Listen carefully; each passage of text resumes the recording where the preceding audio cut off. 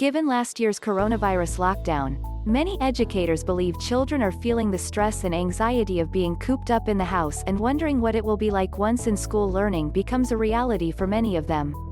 Lauren Burns, an improvisation teacher at the Groundlings Theater School in Hollywood, is launching an online improv for parents on Sunday to help them learn playful techniques to reduce the tension their children might be feeling and to create new bonds with them that can also benefit themselves. Groundlings, an improvisation and sketch comedy theater since 1974, has a philosophy based on a few principles, with probably the most important being, yes, and, according to Burns, who has been improvising for nearly 20 years. For the Burns-Burgoyne family of Leimert Park, improv is a family affair. You are saying to the other person in your scene or life, "Yes, I accept that you just communicated something to me and I'm going to add something onto it," Burns said.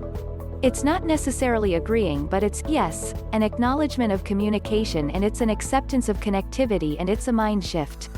Yes, and, is creative, and it feels cooperative. Another improv philosophy is active listening and building on honoring mistakes. We don't brush them under the rug, we kind of celebrate and explore mistakes. We think of them as gifts and they help move the story forward, Burns said. We explore the new reality of mistakes and what we can learn from the mistake. Never denying how someone feels follows that yes, and, principle. If someone says they are sad, we would never say no, you aren't sad, she added. We would accept they are sad. We would explore that feeling.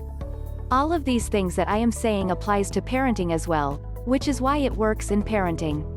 Improv nurtures a give and take attitude by resisting the need to control and create a cooperative spirit between partners, and in this case parents and their children.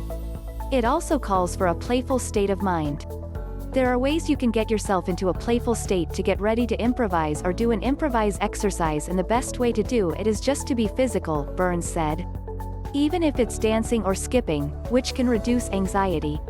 So, the idea of the class is that, during this time of the pandemic and lockdown when tensions are high and so many unknowns, you can employ these principles to reduce anxiety and connect and bond.